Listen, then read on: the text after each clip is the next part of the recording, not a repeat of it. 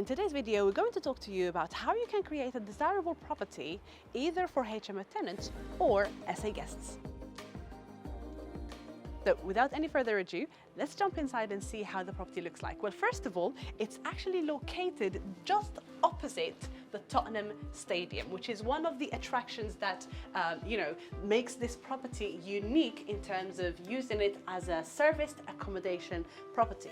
The reason being is because now the stadium is hosting not only matches, but also all sorts of events like concerts, NFL, rugby, conferences, businesses. Every sort of event is being held in the stadium. So it's a very, very good location for someone to come and spend 2-3 days, or nights while they're attending those events. That's the first point that attracts people to this property. The second thing is because we have turned it into a very aesthetically pleasant property. We have added nice colors, we have given it a fresh look. The landlord has, he was very, very cooperative, and he has spent some money to bring it up to standard and make it the beautiful house that it is right now. Right. So what we have done is we have added nice and comfortable furniture to this living room. It benefits from 2 sofa beds, so in case someone needs, if there is any extra people who need to be here, they can sleep and use the sofa beds as their sleeping area. This house sleeps 9 people with beds and 2 on sofa. So in total, it can accommodate up to 11 people. So if there's a group of friends who's coming to attend an event at the stadium, they can use this property, and the nightly rate right now is £500. So if 11 friends, they come here, it's less than £50 for each one of them. So it's very, very good profit for this property. If I take you to the kitchen and the living space, the kitchen and the dining area, you're going to see that it benefits from everything that someone can make a nice meal. We have furnished the property completely, and we have also put everything that someone can use to make a nice meal. All the cups, the cutleries, the cooking stuff, and we also have a cleaner that comes here, of course, to do the turnaround. So things need to be very, very spot on. This is one of the things that you should really think about before getting any serviced accommodation property. You have to have a cleaner or a company that you're actually working with who's happy to do the cleaning for every turnaround. Sometimes you might have someone checking out at 11 and another person checking in at 3 o'clock. So your cleaner should be ready to do the cleaning of the whole house between 11 and 3.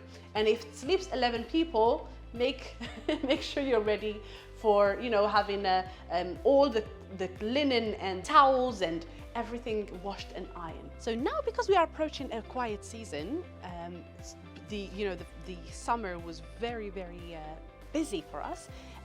We are now approaching a quiet season, so what we're thinking to do is to add a hot tub in here. It's going to be a unique selling point to this property because people want to get away for 1, 2, 3 nights just to enjoy, London and walk around it and enjoy the sceneries and have,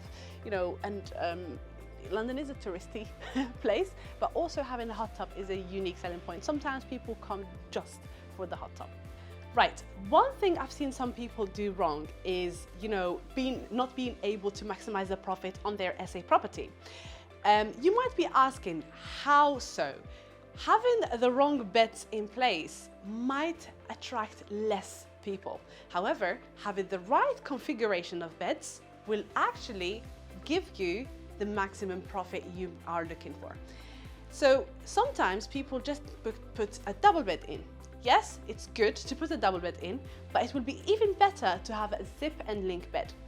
A zip and link bed are 2 beds that you can connect when you have couples, and you can actually make into 2 single beds when you have friends, brothers or sisters who are going to be sharing the room. Especially sometimes you have a group of friends who are coming to explore London or explore your area and need a very, very type of certain configuration of beds. So how do I avoid making losses on any property? I always have a plan B.